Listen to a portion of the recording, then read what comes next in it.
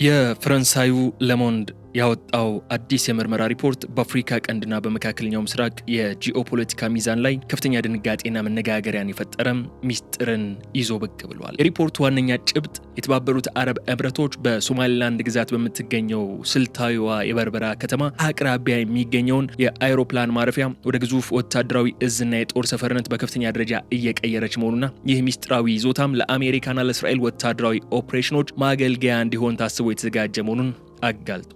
ሌሞንድ ካለፈው ጥቅምት ወር ጀምሮ እስከ ቅርብ ጊዜው መጋቢት ወር ድረስ በተከታታይ የተነሱ የአየርና የሳተላይት ምስሎች እንደሚያሳዩት በአይሮፕላን ማረፊያው ዋና ማኮብኮቢያ በስተደቡብ በኩል ቢያንስ በ18 የተለያዩ መሬቶች ላይ መጠነ ሰፊ ጥልቅ የከርሰ ምድር ቁፋሮዎችም ተካሂደዋል ብሏል ይህ ዘገባ። እነዚህ የተቆፈሩ ሰፋፊ ጉድጓዶች በወታደራዊ ኮንቴይነሮችና በጠንካራ የግንባታ ቁሳቁሶች ከተሞሉ በኋላ ከላይ የመለየት ስራን አስቸጋሪ ለማድረግ ሲባል በድጋሚ በአሸዋና በተፈጥሮ አፈር እንዲሸፈኑ ተደርጓል ይላል። አውሮፓውያን የደህንነትና የስትራቴጂ ጥናት ምንጮች እነዚህ ከመሬት በታች በሚስጥር የተገነቡ ግዙፍ መዋቅሮች ከተለመደው የሲቪል አጠቃቀም ውጭ መሆናቸውን ሲያረጋግጡ ተደምጠዋል። መዋቅሮቹ ከባድ የአየር ጥቃቶችን መቋቋም የሚችሉ የምድር ውስጥ ምሽጎች፣ ለዘመናዊ የጦር መሳሪያዎች ማከማቻነት የተዘጋጁ መጋዘኖች ወይም ለጦር አይሮፕላኖች የሚሆን የነዳጅ ዲፖዎች መሆናቸውንም የመረጃዎቹ ምንጮች በሰፊው አትተዋል። ከተለመደውና የንግድና የሲቪል አይሮፕላን ማረፊያነትም ፍጹም ወጥቶ ወደ ስልታዊ የጦር ቀጠናነት እየተቀየረ ያለው ይህ ስፍራ ታዲያ በውስጡ የጦር አይሮፕላኖች፣ ድንገተኛ መጠለያዎችና የጸረ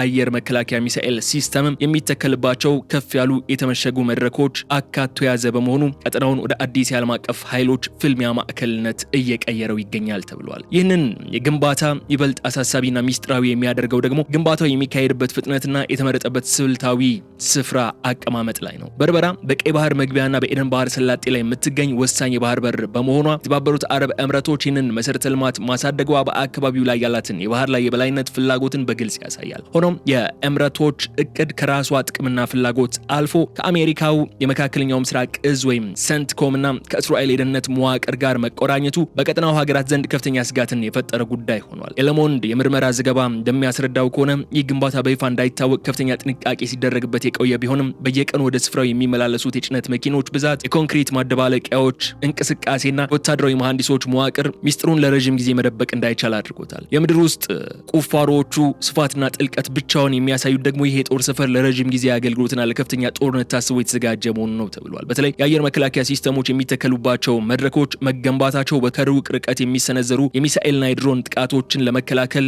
የሚያስችል የራሱ የሆነ የደህንነት ጋሻ እየተገነባለት መሆኑን የሚያመላክት ነጥብ ተደርጎ ተወስዷል። ይህ በሳተላይት ምስሎች የተደገፈው የጋዜጣው መረጃ በሶማሊላንድ አስተዳደርና በውጭ ኃይሎች መካከል የሚደረጉ ወታደራዊ ስምምነቶች ምን ያህል በድብቅና ከህዝብ እይታ ውጪ እንደሚከናወኑ ማሳያ መሆኑ ተወስዷል። የበርበራ አውሮፕላን ማረፊያ ቀደም ሲል ለሲቪል በረራዎችና ለንግድ እንቅስቃሴዎች እንዲውል ታስቦ የተገነባ ቢሆንም አሁን ላይ ግን መላው ገጽታው ተቀይሮ የጦር አይሮፕላኖችን በነጻነት የሚንቀሳቀሱበት፣ ወታደራዊ የራዳር መዋቅሮች የተተከሉበትና የውጭ ሀገራት የደህንነት አባላት በስፋት የሚታዩበት ቀጠና እየሆነ መጥቷል። ይህ ድንገተኛ ሽግግር የሶማሊያን ማዕከላዊ መንግስት ሉዓላዊነት የሚጋፋ ከመሆኑም በላይ በዓለም አቀፍ ደረጃ እውቅና ያላገኘችው ሶማሊላንድ ከሀያላን ሀገራት ጋር የምታደርገው ይህ አይነቱ ሚስጥራዊ ወታደራዊ ቁማርም በቀጠናው ላይ ሊያስከትል የሚችለውን የደህንነት ቀውስ መነሻ መሆኑን በርካታ ተንታኞች እየተስማሙበት ያሉ ጉዳይ ሆኗል። በዚህም ምክንያት የለሞንድ ሪፖርት በቀጣይነት ለሚነሱ የጂኦፖለቲካ ውጥረቶች እንደ መክፈቻ ምዕራፍ የሚቆጠር በበርበራ ምድር ስር የተደበቀውን እውነተኛ የጦር ዝግጅት ፍንትው አድርጎ ያሳየ ወሳኝ መረጃ ሆኖ ተመዝግቧልና እኛም በዛሬው የልዩ ጥንቅር ፕሮግራማችን ይህንን መረጃ መሰረት በማድረግ ያሉ አንድምታዎችን እንዳሳለን፣ ስለ ጦር ሰፈሩ ግንባታ እንዲሁም አሜሪካና እስራኤል ይጠቀሙበታል፣ የነሱ የደህንነት ሰዎችም በዛ አካባቢ እየታዩ ነው የሚሉትን ጉዳዮችን በስፋት እየዳሰስን አብረናችሁ ቆይታ እናደርጋለን። ስለዚህ አብራችሁን በመቆየት እንድትከታተሉን ጋብዛችኋለሁ። የገበያ ሚዲያን የዩቲዩብ ገጽ ሰብስክራይብ አድርጉ፣ ቪዲዮውን ላይክ አድርጉ፣ ሀሳብ አስተያየታችሁን ደግሞ በኮሜንት መስጫው ላይ ያስቀምጡልን። ከተከታይ አጭር መሸጋገሪያ በኋላ ተመልሰን ስንመጣ ዝርዝር ጉዳዮችን ይዘን ነው የሚሆነው። በድጋሜ መልካም ቆይታ። በመርካቶ መነገጃ እንጂ ሱቅ አይሸጥም። አልቋል ተብሎ የነበሩት መጣኝ ካሬ ስፋት ያላቸው የንግድ ሱቆችን በደንበኞቻችን ተደጋጋሚ ጥያቄ መሰረት ዳግም ለሽያጭ አቅርበናል። ከ2.8 ሚሊዮን ብር ሙሉ ክፍያ ጀምሮ በሶስት አይነት የካሬ አማራጮች እንሆ ብለናል። ባለ 4 ፎቅ ዘመናዊ የገበያ ሞሎችን በአንድ ዓመት ዓመት ጊዜ ውስጥ የሚጠናቀቅ ሲሆን ለንግድ ስራው ተስማሚ በሆነችውና የሰው ፍሰት እጅግ በሚበዛባት በመርካቶ ተክለ ሃይማኖት በፍጥነት እየተገነባ ይገኛል። ልብ ይበሉ፣ ትልቁ ልዩነታችን የምንሸጠው በኔት ኤሪያ ብቻ ነው። ለጋራ መጠቀሚያ፣ ለኮሪደር ወይም ለግድግዳ ሳይሆን ለትክክለኛው የሱቆ ስፋት ብቻ ይክፈሉ። ምን ይሄ ብቻ! በመሃል አዲስ አበባ ቅንጡ ኑሮን ለምትፈልጉ የምስራች ይዘናል። በመሃል ፒያሳ የአራዳ ፓርክና የወዳጅነት ፓርክ እይታ ያላቸውን ዘመናዊ መኖሪያ ቤቶች 100% ቀድሞ ለሚከፍሉ የ30 በመቶ ልዩ ቅናሽ ያዘጋጀን ሲሆን ለ8 ቤቶች ብቻ የወጣ ቅናሽ በመሆኑ ቀድሞ ይመዝገቡ። ቤቶችን ባለ 1 መኝታ ጠቅላላ ክፍያ 4.2 ሚሊዮን ብር፣ ባለ 2 መኝታ ጠቅላላ ክፍያ 7 ሚሊዮን ብር፣ ሌሎች የአከፋፈል አማራጮችና 40 በመቶ የባንክ ብድርም አመቻችተን እየጠበቅኖት ነው። ለበለጠ መረጃ በ0919422374 ወይም 0987506006 ይደውሉልን። ሜሪት ፕሮፐርቲስ።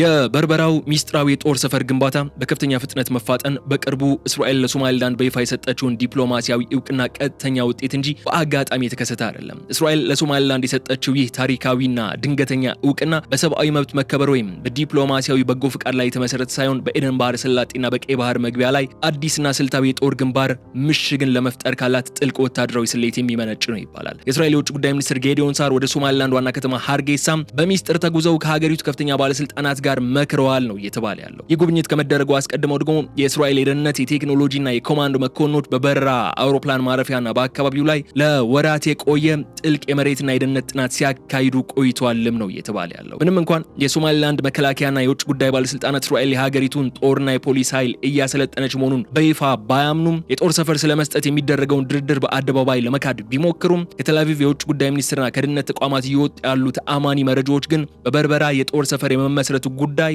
በጠረጴዛ ዙሪያ በንቃት እየተመከረበት ያለና ስምምነት ላይ የተደረሰበት ዋና አጀንዳ መሆኑን የሚያረጋግጥ ሆኖ እናገኛቸዋለን። ይህንን የዲፕሎማሲ ቁማር ውስብስብ የሚያደርገው ደግሞ እስራኤል በቀጠናው የምትከተለው የደህንነት ስትራቴጂ ከሶማሊላንድ የህልውና ጥያቄ ጋር መጋጠሙ ነው። ራሷን ከሶማሊያ ነጻ አውጥታ ካወጀች ከ30 ዓመታት በላይ ቢሆናትም ከዓለም አቀፍ ማህበረሰብ እውቅና ናታ የቆየችው ሶማሊላንድ የእስራኤልን እውቅና ማግኘት እንደ ትልቅ የፖለቲካ ድልና ወደ ምዕራቡ ዓለም በተለይም ወደ ዋሽንግተን በር የመክፈቻ አድርጋ ትቆጥረዋለች። እስራኤል በበኩሏ ከኢራንና ከቀጠናው ተላላኪዎች የሚሰነዘርባትን የሚሳኤልና የባህር ላይ ስጋት ለመመከት በአፍሪካ ቀንድ ላይ አስተማማኝ አጋርና የጦር ማረፊያ በጽኑ ትፈልጋለች። ይህ የሁለቱ ወገኖች የፍላጎት መጣጣም ነው እንግዲህ በበርበራ ምድር ላይ የኮንክሪት ምሽጎች እንዲገነቡና እስራኤል በይፋ የዲፕሎማሲ እውቅና ካርዷን እንድትመዝ ያደረጋት ያለው። የእስራኤል መሐንዲሶች እንዲሁም የቴክኖሎጂ ባለሙያዎች በበርበራ አውሮፕላን ማረፊያ ግንባታ ላይ በቀጥታ እየተሳተፉ መሆናቸው ይህ ግንኙነት በወረቀት ላይ ካለ የዲፕሎማሲ ወዳጅነት አልፎ ወደ ተግባራዊ ወታደራዊ ጥምረት መሸጋገሩንም ፍንትው አድርጎ ያሳያል። ሆኖም ይህ የእስራኤል እውቅናና ተከታዩ ሚስጥራዊ ስምምነት በአፍሪካ ቀንድ ላይ የፈጠረው የዲፕሎማሲ ማዕበል በቀላሉ የሚታይ አይደለም። የሶማሊያ ማዕከላዊ መንግስት ይህንን እርምጃ የሀገሪቱን አንድነትና ሉዓላዊነት በቀጥታ የመድፈር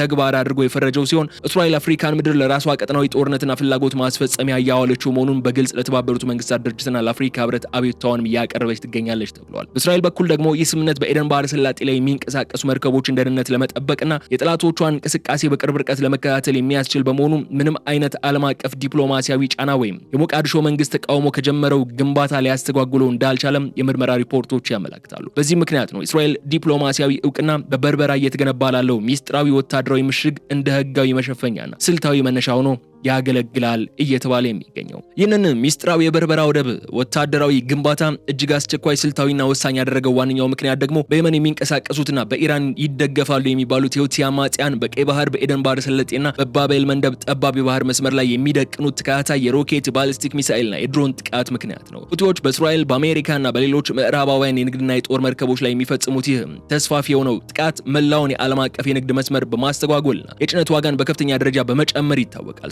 በርበራ ለዚህ የደህንነት ቀውስ ፍጹም ወታደራዊና ስልታዊ መፍትሄ ሆናን ብቅ ትላለች። እስራኤል በአሁኑ ወቅት በየመን ላይ የአየር ጥቃት ለመሰንዘር ወይም የስለላ ድሮኖቿን ለመላክ ከራሷ ግዛት ተነስታ ቢያንስ 1800 ኪሎ ሜትሮችን መጓዝ የሚጠበቅባት ይሆናል። አዲሱ የበርበራ የጦር ሰፈር ግን ይህንን ርቀት በ70 በመቶ በላይ በመቀነስ ወደ 550 ኪሎ ሜትር ብቻ ያሳጥረዋል። ይህ ርቀት መጥበብ ደግሞ የእስራኤል የጦር አይሮፕላኖች በየመን የሁቲ ይዞታዎች ላይ ያላቸውን የፈጣን ግብረ መልስና የጥቃት አቅምን እጅግ ከመጨመሩም በላይ በባቤል መንደብ ላይ የሚደረገውን የባህር ላይ የደህንነት ክትትል፣ የሬዲዮ ሞገድ ጠለፋ ጠለፋና የመረጃ አሰባሰብ ስራን በከፍተኛ ደረጃ ያሳድገዋል። ይህንን ስልታዊ ሽግግር ይበልጥ ግልጽ የሚያደርገው ደግሞ በቀይ ባህር በኩል የሚያልፈው የዓለም የንግድ መጠንና የደህንነቱ መበላሸት ያስከተለው ዓለም አቀፍ ጫና ነው። ሁቲዎች የረዥም ርቀት ድሮኖችና የባህር ላይ ሚሳኤሎችን በመጠቀም መርከቦችን ማገትና ጥቃት መፈጸም የሚያስችል አቅም ስላላቸው አሜሪካና እስራኤል በአካባቢው የነበራቸው መደበኛ የመከላከያ ስልቶችን እንዲከልሱ ይገደዳሉ። ቀደም ሲል በአውሮፕላን ተሸካሚ መርከቦች ላይ ብቻ ተመስርቶ የሚደረገው ዘመቻ ከፍተኛ ወጪ የሚጠይቅና ለረዥም ጊዜ ለመቆየት አስቸጋሪ በመሆኑ በየመን ትይዩ በምትገኘው በርበራ ላይ ቋሚና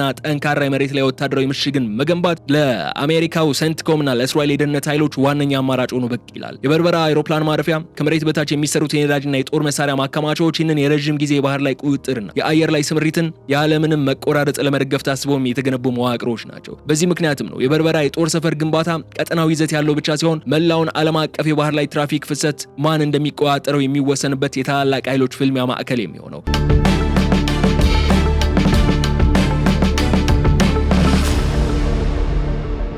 እስራኤልና አሜሪካ በዚህ ስፍራ መመሸጋቸው በኢራን የሚመራውን የሁቲዎችና የሌሎች ቀጠናዊ ኃይሎችን ተጽዕኖ ለመግታት ትልቅ አቅም የሚሰጣቸው ሲሆን ሁቲዎችም በበኩላቸው ይህንን እንቅስቃሴ በቅርብ እየተከታተሉት መሆናቸውና የበርበራ የጦር ሰፈር ለጥቃት ግባቸው ቅርብ መሆኑ በተዘዋዋሪ በመግለጽ ማስፈራሪያቸውን እየሰነዘሩ ነው የሚገኙት። ይህም ሁኔታ የየመኑን የውስጥ ጦርነትና የመካከለኛው ምስራቅ ውጥረትን በቀጥታ ወደ አፍሪካ ቀንድ ባህር ዳርቻዎች በማሻገር አካባቢውን ዳግም ወደማያልቅ ወታደራዊ ሽኩቻና የደህንነት ስጋት ውስጥ እየከተው መሆኑ የስትራቴጂ ጥናት ባለሙያዎች በሰፊው እየተነተኑ ነው ያሉት። በዚህ ውስብስብ የሶስትዮሽ ስልታዊ ወታደራዊ አስተላለፍ ውስጥ የተባበሩት አረብ ኤምሬቶች የአሜሪካና እስራኤልን ጂኦፖለቲካዊ ፍላጎት ከሶማሊላንድ የመሬት ላይ እድል ጋር የምታገናኝ ዋነኛዋ አንቀሳቃሽ ሞተር፣ ዲፕሎማሲያዊ ደላላና የገንዘብ ምንጭ ሆናም በግንባር ቀደምትነት ብቅ ትላለች። የአቡዳቢ መንግስት በ2017 ዓመት በሶማሊላንድ አስተዳደር ጋር የተፈራረመውን ይፋዊ የመከላከያና የወደብ ልማት ስምምነት እንደ ህጋዊ መጋረጃን በመጠቀም አሁን በበርበራ አውሮፕላን ማረፊያ ላይ እየተካሄደ ላለው ሚስጥራዊ ግንባታ ሙሉ የፋይናንስ የኮንስትራክሽንና የሎጂስቲክስ ዋስትናን እያቀረበ እንደሚገኝ ይነሳል። ኤምሬቶች ይህንን ግዙፍ ወታደራዊ የገንዘብ መዋዕለ ንዋይ የምታፈሰው በቀይ ባህርና በአፍሪካ ቀንድ ላይ ያላትን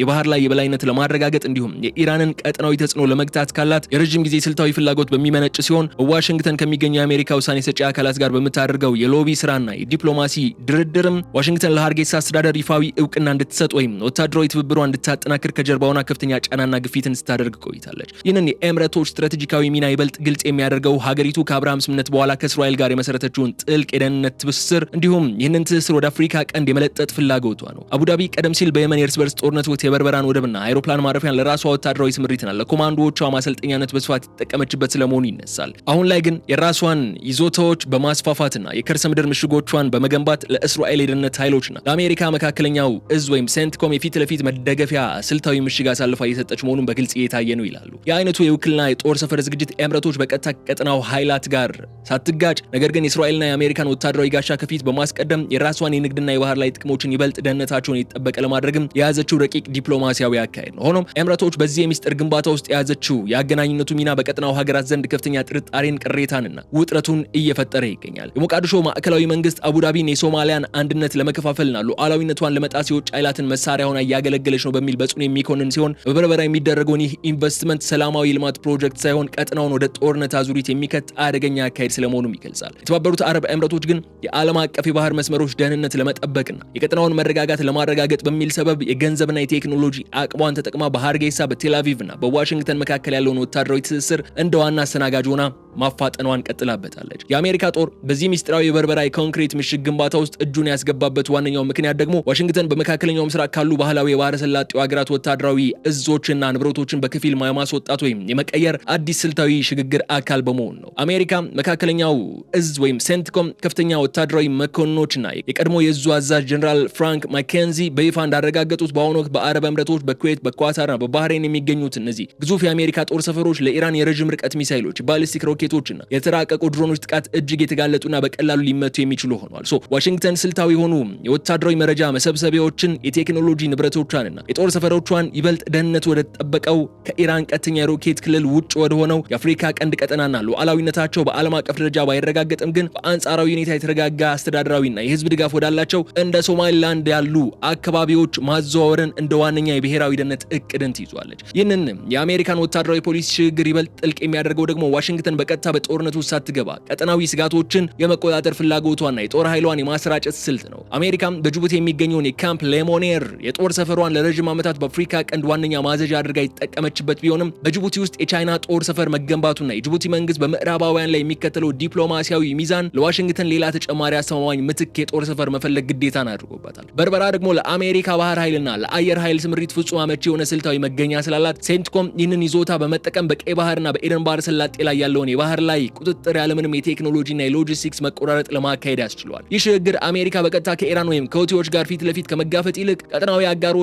የሆኑትን እስራኤልና የተባበሩት አረብ ኤምሬቶችን ግንባር ቀደም ሆነው በበርበራ ምሽግ በኩል ክልላዊ ስጋቶችን እንዲመክቱና መረጃዎችን እንዲያጋሩ ለማድረግ የያዘችው የረጅም ጊዜ ስትራቴጂካዊ እቅድ ተግባራዊ መገለጫም ነው። በዚህም ምክንያት የአሜሪካም የመካከለኛው እዝ ወይም ሴንትኮም በዚህ ፕሮጀክት ጀርባ መኖሩ ግንባታው ዓለም አቀፍ የጦር ግንባር ይዘት እንዲኖረው ያደርገዋል። የአሜሪካ ወታደራዊ መሐንዲሶች ከኤምሬቶችና ከእስራኤል ባለሙያዎች ጋር በመሆን በበርበራ አውሮፕላን ማረፊያ ስር የሚሰሩትን የምድር ውስጥ የኮንቴይነር መዋቅሮች የደህንነት ደረጃ፣ የጥቃት መቋቋም አቅም በቅርቡ እየገመገሙት መሆኑ ደግሞ የመረጃዎቹ ምንጮች ይገልጻሉ። ይህ የአሜሪካ ስልታዊ እቅድ የሶማሊያን ማዕከላዊ መንግስት ክስና ተቃውሞ ወደ ጎን በመተው ለአሜሪካ ዓለም አቀፋዊ የደህንነት ጥቅምና ለቀይ ባህር ትራፊክ ጥበቃ ሲባልም ማንኛውም አይነት የአካባቢ ጂኦፖለቲካዊ ውዝግብን ለመጋፈጥ ዋሽንግተን ቆርጣ መነሳቷን ያሳይም ሆኗል። በርበራም በቀጣዮቹ ዓመታት የአሜሪካና የአጋሮቿ ዋነኛ የባህር ላይና የአየር ላይ የቁጥጥር ማዕከል እንደሚያደርጋት የስትራቴጂክ ጥናት ባለሙያዎቿን በሰፊው ትንበያቸውን እያስቀመጡ ይገኛሉ። ከ1991 ጀምሮ ራሷን ከሶማሊያ ነጻ አውጥታ ብታወጅም እስካሁን ድረስ ከዓለም አቀፉ ማህበረሰብ ይፋዊ እውቅናን ያጣችው ሶማሊላንድ ይህንን የበርበራ ሚስጥራዊ ወታደራዊ ድርድር ለዲፕሎማሲያዊ ህልውናዋና ለሉዓላዊነቷ መረጋገጥ እንደ ታላቅ ወርቃማ እድል ነው የምትመለከተው። የሀርጌሳ አስተዳደር የእስራኤልን ቀጥተኛ የፖለቲካ እውቅና ማግኘት ሌሎች የምዕራባውያን ሀገራት በተለይም አሜሪካና የአውሮፓ ህብረት ሀገራት ተከታትለው ይፋዊ እውቅና እንዲሰጡን በር ይከፍታል በሚልም እጅግ ከፍተኛ የሆነ የፖለቲካ ቁማር ውስጥ አስገብቷቸዋል። ሆኖም ግን የሶማሊያው ፕሬዚዳንት ሐሰን ሼክ መሐመድና የማዕከላዊው ሞቃዲሾ መንግስት ይህንን አካሄድ በጥብቅ በማውገዝ ሶማሊላንድ በሀያላን ሀገራት ፍላጎት የተነሳ ያገኘችውን ዲፕሎማሲያዊ እውቅና ሳይሆን በቀጣይነት መላውን ቀጠና ሊያተራምስ በሚችል በእስራኤልና በአጋሮቿ የተዘረጋ አደገኛ የጦርነት ወጥመድ መሆኑን በይፋ አስታውቀዋል። የሶማሊያ መንግስት ሶማሊላንድ አሁንም ቢሆን የራሱ የማይነጠል ሉዓላዊ አካል አድርጎ ስለሚቆጥራት ማንኛውም አይነት የውጭ ጉዳይ የኢኮኖሚና የመከላከያ ስምምነት ማካሄድ የሚቻለው በማዕከላዊው መንግስት ፍቃድ ብቻ መሆኑን በግልጽ የወታደራዊ ሰፈር ግንባታ በሀገሪቱ አንድነት ላይ የተሰነዘረ ቀጥተኛ ጥቃት እንደሆነ ይሟገታል። ይህንን የሶማሊላንድ የህልውና ስሌት ይበልጥ ጥልቅ የሚያደርገው ሀገሪቱ ከአካባቢው ሀገራት የምታገኘውን የደህንነት ዋስትናና የኢኮኖሚ ትስስር ፍላጎት ነው። የሀርጌሳ መሪዎች እንደሚሉት ላለፉት 3 አስርት ዓመታት ሰላማዊ የዲፕሎማሲ መንገድ ቢከተሉም ዓለም አቀፉ ማህበረሰብ ችላ ስላላቸው አሁን ላይ የራሳቸውን መሬት ለስልታዊ ኃይሎች በኪራይ ወይም በስምነት በመስጠት የህልውና ዋስትናቸውን ማረጋገጥ ብቸኛው አማራጭ ሆኖ አግኝተውታል። እስራኤል የሶማሊላንድ ጦርና የደህንነት ኃይሎች በቴክኖሎጂና በስልጠና ለማገዝ ቃል መግባቷ ለሀርጌሳ አስተዳደር ትልቅ መተማመኛ ቢሆንም ይህ እርምጃ ግን ሀገሪቱ ከጎረቤቶቿ ጋር ወደ ከፋ ጦርነትና አለመግባባት እየመራት ነው የሚገኘው።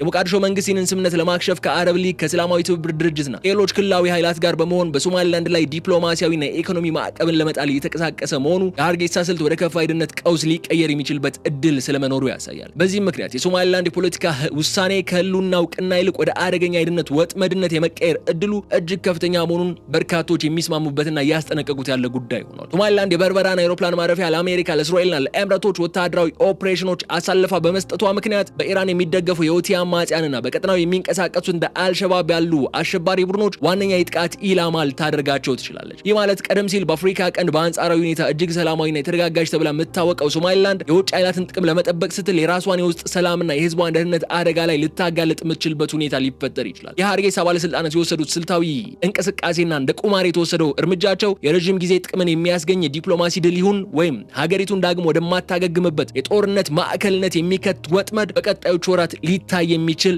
ወይም በሚኖሩ የቀጠናው የኃይሎች አሰላለፍ የሚወሰን ጉዳይ ነው ሆኖ የቀረው። በበርበራ አውሮፕላን ማረፊያ ዙሪያ እየተካሄደ ያለው ሚስጥራዊ የውጭ ሀገራት የጦር ሰፈር ግንባታ በሶማሊላንድ የፖለቲካ ልሂቃን፣ በጎሳ መሪዎችና በባህላዊ አስተዳዳሪዎች ዘንድም ከፍተኛ የሆነ የውስጥ መከፋፈልና መጠነ ሰፊ የሀገር ውስጥ ተቃውሞንም በይፋ ስለመፍጠሩ ተነስቷል። ሌሞንድ እንዳስነበበው ከሆነ የሶማሊላንድ ታዋቂና ተደማጭ የሀገር ሽማግሌ የሆኑት ሱልጣን አህመድ ቀቢሌ በማህበራዊ ድረገጻቸው ላይ ባስተላለፉት ጠንካራ መልእክት የበርበራ ስልታዊ የመከላከያ መዋቅር የአየር ማረፊያን ለውጭ ኃይሎች ወታደራዊ መገልገያነት አሳልፎ መስጠት የሶማሊላንድን ህዝብ የወደፊት እድልና ብሔራዊ ጥቅምን በቀጥታ የሚጻረር አደገኛ ተግባር ነው ሲሉ ገልጸውታል። እሳቸውና መሰል የሀገር ውስጥ ተቃዋሚ ኃይሎች በጥብቅ እንደሚሟገቱት ከሆነ አሁን ሶማሊላንድ ላለፉት 30 ዓመታት በራሷ ጥረት የገነባችውን አንጻራዊ ሰላምና መረጋጋት ዋጋ በሚያሳጣ መልኩ ከአቅሟ በላይ ወደሆኑ ዓለም አቀፍ የሀያላን ሀገራት ፍልሚያ፣ የመካከለኛው ምስራቅ ቁርሾችና የጂኦፖለቲካ ጦርነቶች ውስጥ መግባት የለባትም የሚል አቋምን ያዙት። የአይነቱ ሚስጥራዊ ወታደራዊ እንቅስቃሴ በሀገሪቱ ላይ ከፍተኛ የውስጥ የፖለቲካ አለመረጋጋትን ከመፍጠሩም በላይ ታሪካዊ ሰላም የነበራትን ሶማሊላንድ የጎረቤት ሀገራትና የቀጠናውን የሽብር ቡድኖች ቀጥተኛ የጥቃት መዳረሻ ሊያደርጋት እንደሚችል ነው አሁን ስጋቶች በከፍተኛ ደረጃ እየወጡ የሚገኙት። ይህንን የሀገር ውስጥ ውጥረት ይበልጥ ጥልቅና አሳሳቢ የሚያደርገው በሶማሊላንድ ውስጥ ያለው የጎሳ ፖለቲካ መዋቅርና የስልጣን ክፍፍል ስስ መሆን ነው። በሀርጌሳ የሚገኘው ማዕከላዊ አስተዳደር ይህንን ስምምነት የወሰነው የህዝብ ተወካዮችና የባህላዊ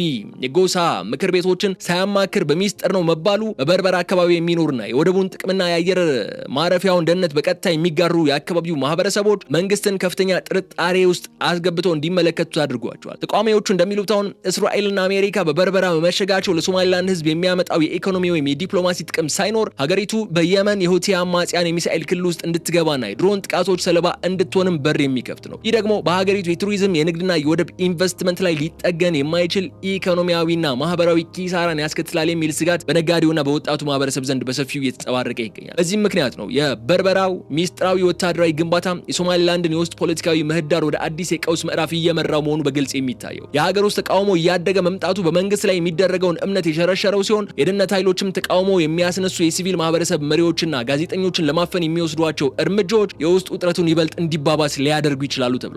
ሶማሊላንድ የውጭ ኃይላትን ወታደራዊ ፍላጎት ለማስተናገድ ስትል የገዛ ህዝቧን የደህንነት ስጋትና የተቃውሞ ድምጾችን ችላ የምትል ከሆነ ወደፊት በሀገሪቱ የውስጥ አንድነት ላይ ከባድ ስንጥቅ ሊፈጠርና በአፍሪካ ቀንድ የነበራትን የተረጋጋ የዲሞክራሲ ተምሳሌትነት ስምም በአደጋ ላይ ሊጥለው እንደሚችልም የሌሞንዱ ዘገባ አስተያየቶች የሚያሳዩ ይሆናሉ። በበርበራ አውሮፕላን ማረፊያ ላይ እየተካሄደ ያለው ይህ መጠነ ሰፊና ሚስጥራዊ የጦር ሰፈር ግንባታ በአፍሪካ ቀንድ ቀጠና ላይ እጅግ አደገኛና ታሪካዊ የተባለለትን የአዳዲስ ተፋላሚ ኃይሎች ጎራ መፈጠርን በቀጥታ አስከትሏል። ይህ ስልታዊ ወታደራዊ እንቅስቃሴ ደግሞ በመካከለኛው ምስራቅ ለዓመታት የቆዩትና ፖለቲካዊ ወታደራዊ ሽኩቻዎችን በቀጥታ ወደ አፍሪካ ቀንድ ምድር ያሸጋገረ ሲሆን በአሁኑ ወቅትም በአካባቢው ሁለት ፍጹም ተቃራኒ የሆኑ የኃይል ዋልታዎች በይፋ እንዲሰለፉ አድርጓል። ከዚህ ቀደም እንዳነሳ ነው በአንድ በኩል የሶማሊያ ማዕከላዊ መንግስት ሉዓላዊነትና የድንበር አንድነት በጽኑ የሚደግፉት እነ ሞቃዲሾ ምድር ላይ ትልቁን የውጭ ሀገር የጦር ሰፈር ማሰልጠኛ የገነቡት እነ ቱርክ ከኢትዮጵያ ጋር ባለው የህዳሴ ግድብ ውጥረት ምክንያት ጥቅሟን ከአፍሪካ ቀንድ ጋር በከፍተኛ ደረጃ ያስተሳሰረችው ግብጽ እንዲሁም በቀይ ባህር ላይ ያላትን የበላይነት ለማስከበር የምትፈልገው ሳውዲ አረቢያ የሞቃዲሾን ማዕከላዊ መንግስት መከላከያ አቅምን ለመገንባት የበርበራን ስምምነት ለማክሸፍ በጋራ ቆሟል። በሌላኛው ተቃራኒ ጎራ ደግሞ የሶማሊላንድን ራስን በራስ የማስተዳደር መብትና የነጻነት ምኞትን ከሚደግፉት የበርበራን የምድር ውስጥ ምሽግ በገንዘብና በሎጂስቲክስ የሚያግዙት እነ የተባበሩት አረብ ኤምሬቶች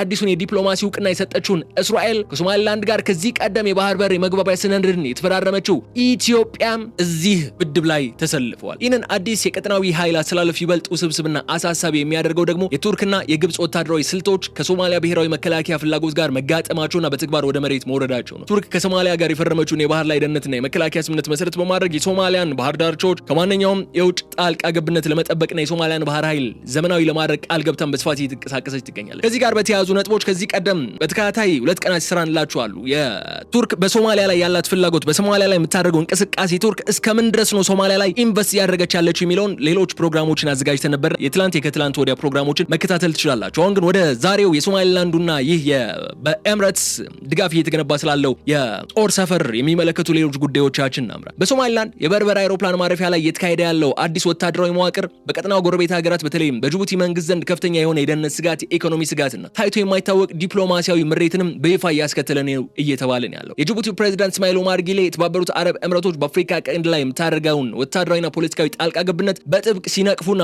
አቡዳቢ በቀጠናው የእስራኤል ግንባር ቀደም መልእክተኛና ወኪል ናት በማለትም በአደባባይ በይፋ ሲከሱ የቆዩ ፕሬዝዳንት ናቸው። ፕሬዝዳንቱ የአቡዳቢ እቅድ በአፍሪካ ቀንድ ላይ ፍጹም ሰላማዊና ለልማት የታለመን እንዳልሆነ ይልቁንም መላውን አካባቢ ለማተራመስና ታሪካዊ የኃይል ሚዛኖችን ለማናጋት የታለመ አደገኛ አካሄድ እየተከተለች ነው ሲሉ ይከሷታል። ከዚህ በተጨማሪም አፍሪካ ህብረት፣ ኢጋድና ቻይና የሶማሊላንድ ነጻነት ፍላጎትና የዚህን ሚስጥራዊ የጦር ሰፈር ግንባታ በከፍተኛ ጥርጣሬ የሚመለከቱ ስለመሆናቸው ይነሳል። ይህ እርምጃ ሶማሊላንድ በአህጉሪቱ ዲፕሎማሲያዊ ማህበረሰብ ጋር ያላትን ግንኙነት ይበልጥ ወደ ማግለል፣ ወደ አለመተማመንና ወደ ከፋ ክልላዊ ዲፕሎማሲያዊ ቀውስን ሊመራ እንደሚችልም ነው አሁን በርካቶች እያስጠነቀቁ ያሉት። ይህንን የጅቡቲ ምሬትና የአፍሪካ ህብረትን አቋም ይበልጥ ጥልቅና ስልታዊ የሚያደርገው ደግሞ ጉዳዩ ከሀገሪቱ ብሔራዊ ደህንነት ከኢኮኖሚ ህልውና ጋር በቀጥታ የተቆራኘ በመሆኑ ነው። ጅቡቲ ላለፉት በርካታ ዓመታት የአሜሪካ፣ የፈረንሳይ፣ የቻይና፣ የጃፓን ጦር ሰፈሮችን በገዛ ምድሯ ላይ በማስተናገድ በቀጠናው ብቸኛና ተደማጭ የሆነች የደህንነት ማዕከል ሆና ቆይታለች። ግን አሁን እሱም ቢሆን ከእርሷ በጥቂት 100 ኪሎ ሜትሮች ርቀት ላይ በበርበራ ላይ ግዙፍና ያልተገደበ የምዕራባውያን እስራኤል የጦር ሰፈር መገንባቱ